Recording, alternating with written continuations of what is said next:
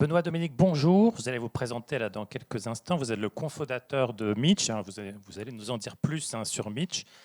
Vous êtes un néo-assureur, on peut le dire ça comme ça. Vous allez préciser quand même, parce qu'il y a plusieurs marques, je crois, Mitch, Lilou, etc. Vous allez nous dire tout ça.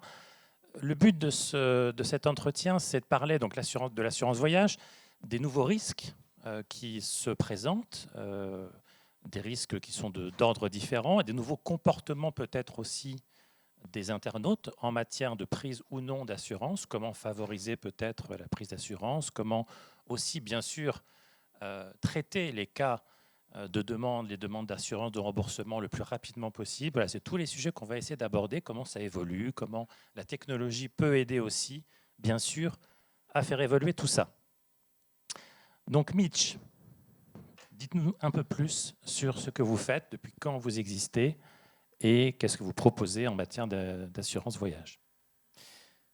Bonjour à tous. Déjà, j'ai pris le mauvais micro, je crois. Non, normalement, tous sont bons. Il faut juste comme ça. Voilà, j'ai vu. Bonjour à tous. Donc, ouais, Mitch, c'est un nom commercial qui appartient à la marque Phénomène que je vais vous présenter. Donc, la boîte, on l'a créée il y a maintenant 4 ans. Juste avant le Covid, on est des bons, parce qu'on se dit, voyage, spectacle, événement, ça va marcher là, c'est la bonne année. Et au final, on a tenu parce qu'on a eu des bonnes idées et c'est ce qu'on va essayer de vous présenter. Donc Mitch, juste d'abord, c'est quoi? Mitch, c'est de l'assurance annulation, de voyage et de spectacle. Aujourd'hui, on équipe 70% du marché de la billetterie en France. Pour illustrer, le cas d'usage le plus simple, c'est de dire que si demain vous allez acheter à Noël pour votre famille des billets de spectacle, l'assurance qu'on vous vendra à la FNAC, c'est nous. On a innové en créant des formules sans justif. On a innové en créant des formules où on est remboursé en moins de 6 heures. Et c'est vrai que ça a été fortement apprécié en termes d'expérience client. Mitch, c'est aussi de l'assurance voyage. Pareil, sur le même concept, on s'est dit, mais en fait, on a connu des assurances annulation classiques. Je n'ai pas besoin de vous en citer, vous en devez en connaître beaucoup. Mais si moi, je partais en vacances, en fait, je voudrais quoi? Je voudrais que si j'ai un problème, on me réponde en moins d'une heure. Je veux que si j'ai un problème, j'ai l'argent sur mon compte en moins de 24 heures. Et je veux surtout que ça couvre les vrais cas d'aujourd'hui. On en parlait tout à l'heure de tous les cas qu'on a de nouveau. Je voudrais du sans justif. J'aimerais pouvoir me faire rembourser rapidement. Et donc, on l'a fait aujourd'hui dans le voyage. On est très fortement marqué historiquement par le marché français. On est l'assureur de 2 grosses marques pour que vous situez ce qu'on fait. On est l'assureur du réseau Gîtes de France et on est l'assureur du réseau campings.com. Donc voilà ce qu'on fait. Et on a couvert en effet 3 millions de personnes l'année dernière qui ont été remboursées tous en moins de 48 heures et en moyenne 13 heures, en comptant les week-ends et les jours fériés. En moyenne 13 heures pour rembourser, c'est ça? Ouais, rembourser, oui. Alors, on disait, oui, il y a de nouveaux... Alors, l'assurance voyage, c'est quelque chose qui existe depuis très longtemps. C'est une prestation qui est proposée de manière systématique. Qu'est-ce qui change fondamentalement on va dire, depuis la fin de la crise sanitaire? On parlait de nouveaux risques, mais concrètement, quel type de nouveaux risques sont couverts et quelle, disons, technicité particulière ça engendre? Alors c'est vrai qu'il y a eu un avant, un Covid et un après-Covid. On le voit dans les taux de prise, on le voit dans le comportement client, on le voit dans le besoin de réassurance et du coup de bien marketer son offre en la complétant d'une assurance annulation. J'entendais tout à l'heure Maëva qui nous parlait de sa flex, qu'on connaît très bien. On a même son prix, il nous l'a dit. Mais dans les faits, on sait faire tout ça et ce qu'on essaye de faire, c'est toujours un peu innover et réfléchir justement à des comportements clients. Les gens réservent plus aussi longtemps qu'à l'avance parce qu'ils ont découvert que l'imprévu était possible, en l'occurrence les crises sanitaires. Les gens ont besoin de réassurance sur des risques nouveaux. Je n'ai pas besoin de vous parler de... Je vais vous donner un exemple très parlant. Dans le voyage, je trouve, en tout cas, ce qui s'est passé, c'est le gros changement il y a 10 ans, c'était le volcan islandais. Et le volcan islandais a fait que les assureurs ont créé une toute cause aléatoire, ce qui veut tout et rien dire, en fait. Et nous, on s'est dit, ouais, c'est cool ça, mais est-ce qu'il n'y a pas eu d'autres choses après? Et je prends un exemple très concret. Nous, on va couvrir la grève des raffineries. Alors qu'à l'époque, la grève des raffineries, jamais on y aurait pensé. Mais en fait, c'est arrivé, c'est des nouveaux risques. On va couvrir des attentats, on va couvrir des pénuries de transport, des grèves de transport. Malheureusement, la France est aussi au-delà du problème météo, dont on va reparler. Il y a aussi des émeutes, des mouvements populaires, et c'est des choses où nous, on doit proposer quelque chose, et on ne peut pas dire « Ah bah non, ça c'est du risque collectif, donc j'interviendrai pas ». Alors concrètement, donc, on va regarder un petit peu ce que vous... J'avais oublié de présenter l'autre marque, mais je le ferai. Non, allez-y, présentez Lilou, effectivement. On va revenir un petit peu sur le slide précédent, donc sur Donc, l'assurance événement. donc juste pour la petite histoire, oui, on s'appelle Phénomène. Oui, on essaye de rendre l'assurance un peu fun. Et je vais essayer de ne pas vous saouler pendant 45 minutes sur autre chose que du voyage. Et du coup, comment on le rend fun en prenant des noms un peu cool. Donc juste pour la petite histoire, Mitch, c'est Mitch Buchanan de Alerte à Malibu. C'était un mec, il était quand même en slip et il remontait des trafics de drogue. C'est un peu la même idée en fait. Si vous avez un problème, aussi bien pour aller à un spectacle qu'à un voyage, on viendra. Peut-être pas en maillot de bain, mais on viendra vous aider. Et Lilou, pareil, moi je suis né en 88 et il y a eu Lilou Dallas Multipass dans le 5e élément qui nous a sauvé la vie. C'est un peu la même idée en fait. Vous pouvez assurer un événement. De plus en plus, on va en parler, la société se digitalise. Et désormais, en fait, les événements, il y en a de plus en plus et vous les appelez, c'est plus par téléphone qu'on organise un événement. Et donc il faut s'assurer contre cet événement et Lilou est l'assurance de tous vos événements et séminaires et on va en reparler. Alors disais-je, voilà, je suis acteur du voyage. J'ai conscience que les comportements, vous l'avez dit, de réservation changent. J'ai conscience qu'il y a ces nouveaux risques qu'on a évoqués. Comment concrètement, si je veux travailler avec un acteur comme Mitch, comment ça va se passer? Quelle réponse vous apportez? Quelle analyse vous faites de l'activité et de besoin d'assurance des clients de cet acteur du voyage? Et qu'est-ce que vous proposez en termes de technologie? Alors oui, on va parler de notre plateforme et de cette technologie unique qu'on a conçue et qu'on a investi depuis du coup 3 ans et qu'on continue d'améliorer. J'ai beaucoup aimé toutes les interventions sur l'IA. Je vous en parlerai d'un cas d'usage finalement qui concerne plutôt l'assureur que vous. Mais dans les faits, c'est assez simple. Il ne faut jamais oublier que c'est un mariage à 3. Quand on va proposer de l'assurance, il va falloir un mariage entre le distributeur, qui est donc l'opérateur de voyage, son logiciel. Et nous, vous savez, on est cette fameuse cage à cocher. Donc, on va vous accompagner sur le marketing. On va en parler aussi de comment on va brander ce service d'assurance annulation. Mais on est quand même cette case à cocher. Donc, pour brancher Mitch, il faut que le logiciel de l'agence de voyage ou du tour opérateur, ou si elle est en interne, fasse ce développement d'adapter son tunnel à Mitch. Et ensuite, dans les faits, c'est le pari qu'on a fait, et je pense que c'est celui qui marche.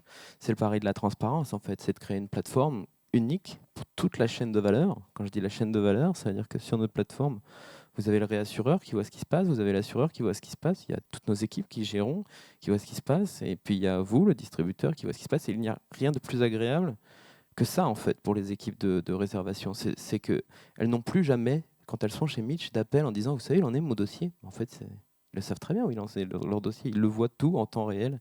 Et on était parti de ce principe-là, c'est transparence totale.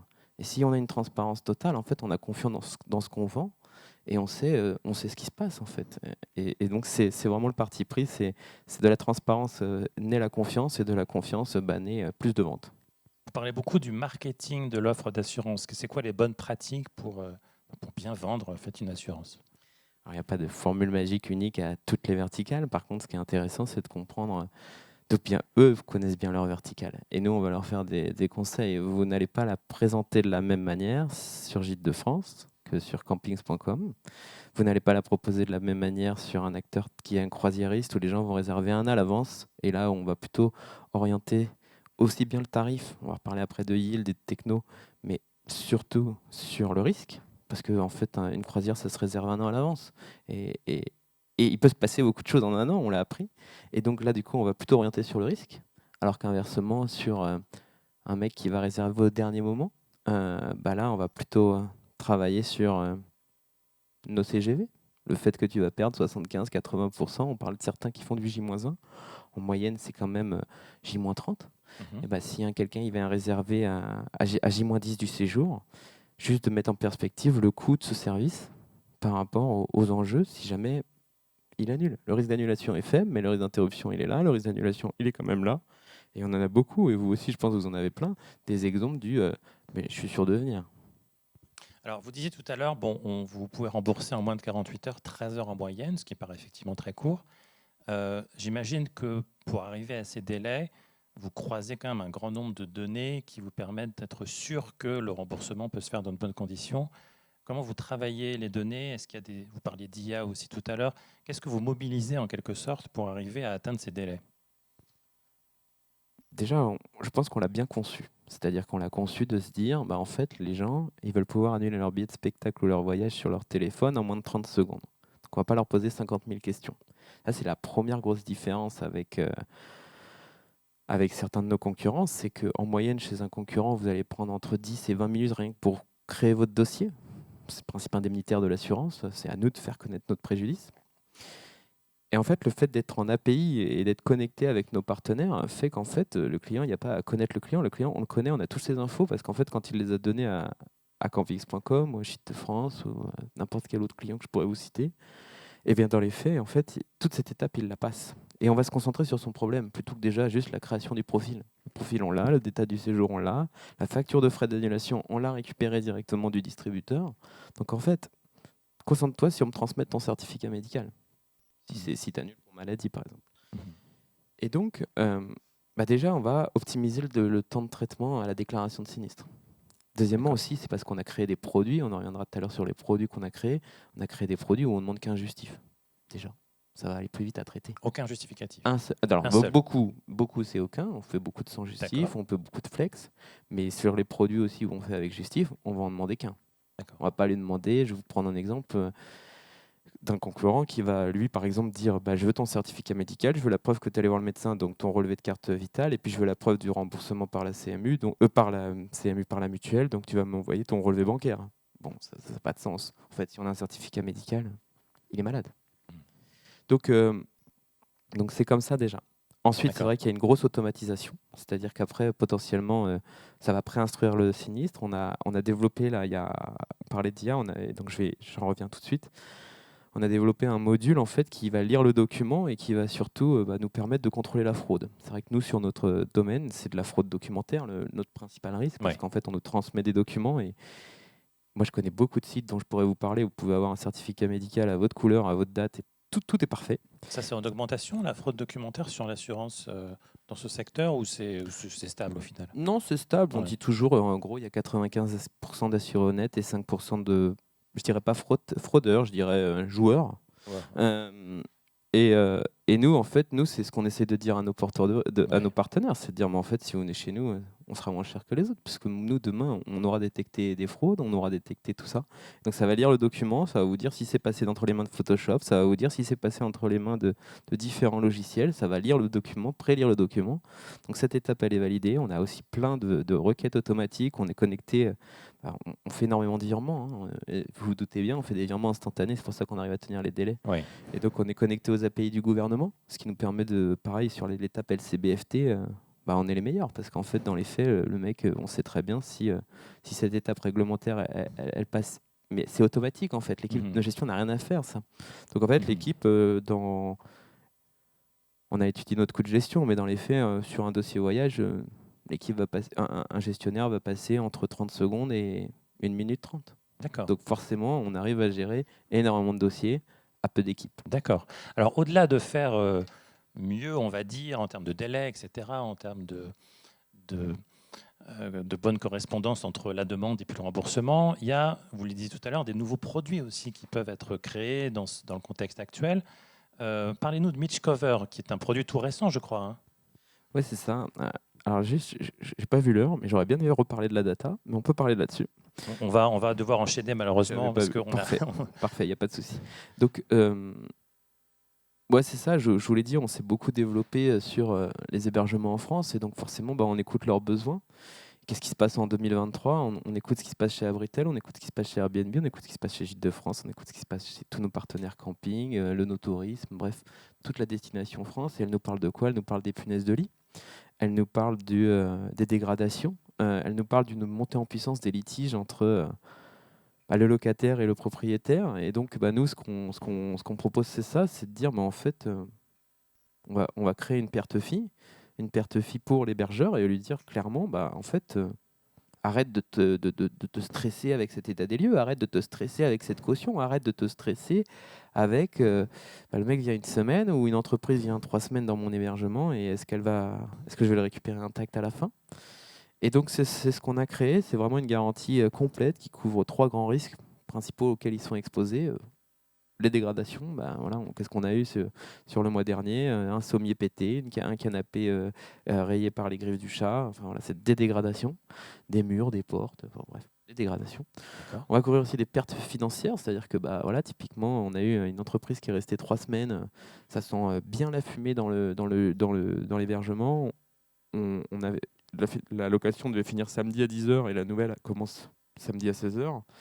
Ça va pas être possible en fait d'accueillir. Donc on va nous prendre en charge les dégradations, on va prendre en charge les coûts de nettoyage et le pressing, mais après il va devoir peut-être fermer son hébergement, pas pouvoir accueillir le nouveau parce qu'il est impropre à destination. Et donc c'est ça qu'on va faire aussi, c'est lui rembourser la semaine qu'il a perdue, plus prendre en charge les frais d'hébergement de ceux qui peuvent pas venir. Et puis du coup il y a eu tout ce problème de nuisibles et des punaises de lit où là aussi on a proposé une réponse, c'est de dire en fait on va prendre en charge tes frais de traitement et désormais, en fait, tu peux être serein sur le fait que si tu as une invasion de punaises de lit, on sera là. Et c'est ce qui s'est passé là sur le dernier mois. On a eu, je vais pas le dire la région, sinon vous y partirez pas. Mais il y a eu un endroit où il y a eu beaucoup de punaises de lit et donc dans les faits, oui, on a fait le traitement, on a fait les pertes de revenus et ça marche beaucoup parce qu'on l'a testé d'abord discrètement sur notre portefeuille et aujourd'hui, depuis le 1er janvier, on couvre 100 000 hébergements. Donc oui, on a lancé au 1er janvier 2024 et ça marche bien. Alors, on a beaucoup parlé, pour conclure, on a beaucoup parlé de propositions technologiques, d'automatisation, de data. Effectivement, vous vouliez revenir dessus, Benoît, mais n'hésitez pas, soit dit en passant, on va faire une pause juste après. Si vous voulez poser des questions à Benoît, je pense que vous serez là encore pendant la pause. Donc, il y a beaucoup de technologies. Il y a aussi, quand on préparait un peu cette interview, vous me disiez aussi, l'humain reste quand même très, très important. Peut-être juste finir là-dessus, sur l'arbitrage entre technologie, problème organisationnel, humain. Benoît? Ouais, c'est ça, c'est que tout est pré-automatisé, mais c'est une valeur importante chez nous, c'est qu'à la fin, c'est quand même un homme. Et c'est quand même un homme chez nous qui va parler, qui va écrire, qui va envoyer, qui va valider le virement. Et donc, en fait, c'est très important pour nous, c'est que, oui, la technologie, elle va nous aider à gérer 90% des cas qui sont similaires pour tout le monde. Mais pour les 10% de cas où c'est un cas particulier, en fait, il va vouloir parler à un humain. Tout à l'heure, il parlait d'IA sur le chatbot. On l'a testé, en fait, c'est pas mieux que ce qu'on fait assez rapidement. Donc, oui, je maintiens, c'est que Mitch, c'est beaucoup de techno, des gros muscles technologiques qui nous permettent d'écraser les coûts de gestion. Mais à la fin, c'est quand même Mitch Buchanan qui appuie sur le bouton. Très bien, merci beaucoup, Benoît Dominique. Vous pouvez l'applaudir.